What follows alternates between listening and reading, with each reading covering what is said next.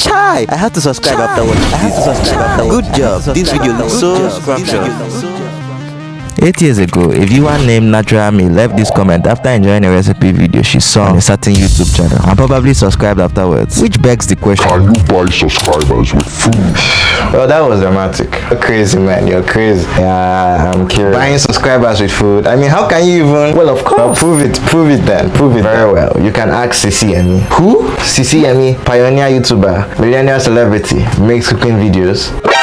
You are probably too young to remember. You see, a decade prior to the time I'm making this video, Yemmie was a fellow undergraduate who was, some may say, lost on what she wanted to do with her life. That's what you say. Like, even till now, if you ask me, what do you think your purpose is? I mean, she knew she had talent. While at school, when others were worried on who was breathing close to their boyfriend, she scribbled fascinating stories on books. A4 notebooks, and I will fill it with stories that I've imagined in my head. This, of course, naturally led her to find the internet, a place where she could post such stories and read the stories of others. So it was inevitable that she will eventually succumb to its grasp and become addicted to it. It will only get worse as she traveled abroad for her masters, where she discovered that internet was free and life is good. Unlike in the homeland where we are still shaking our phones for hours just to reply a DM. God help us. It won't take her long to learn blogging and eventually vlogging. It's basically blogging but with a camera. Okay. So on the 24th of January 2012, she uploaded her first video on a platform called YouTube, which nobody in Nigeria has heard at that time. Well, almost nobody. You see, as at then, most of us in Nigeria were still using tiny, useless button phones, whose camera quality was like broken glass, and we were still playing games like Bounce and Diamond Rush on such phones, occasionally chatting on social media platforms like 2Go. Because of the useless nature of these phones, YouTube was impossible to view on mobile. The only way to watch YouTube was on a PC, but that didn't stop Sisi Yemmie. Even with a limited audience, she forged ahead uploading on YouTube. Her earlier videos included her discussing a variety of topics, tutorials, hacks, and anything she considered as good content. She went on with this for a few years with minimal YouTube success. Of course, it would be reasonable for someone to give up at this point, but she kept on going with a smile on her face and a determination to actualize her dream. Character trait that I have come to admire for myself is I can be very hardworking. Like,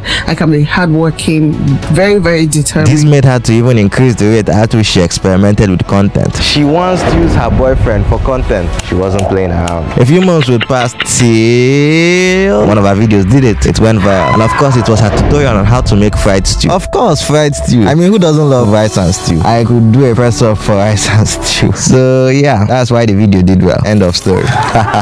Nah. But anybody can paraphrase. I know you guys are watching this video for the specifics. So why did the video really blow up? Honestly, I don't know. Or do I?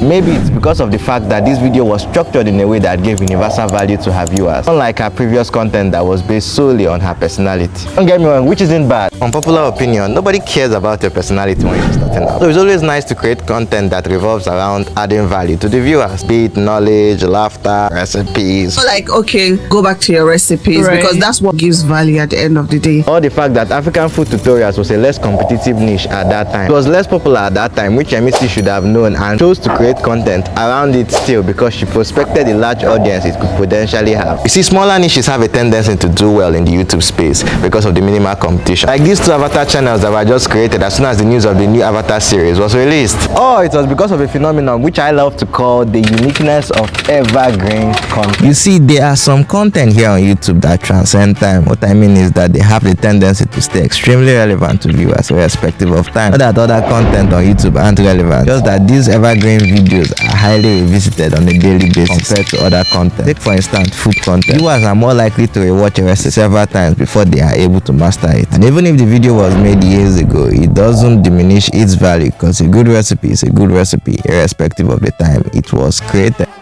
Wait, that's it? What do you mean? Okay. Does she still post vlogs? Of course. Not only vlogs, she also posts family contents, tips and tricks and all that good stuff. You see, after people gain value from her channel, they now fall in love with her personality, allowing her to create content around that. Well, that is it now. She did not buy subscribers. She just gave value through something she was naturally talented in, which happens to be cooking, and gained loyal subscribers in the process. Yeah. You made it sound like she bought subscribers. Yeah.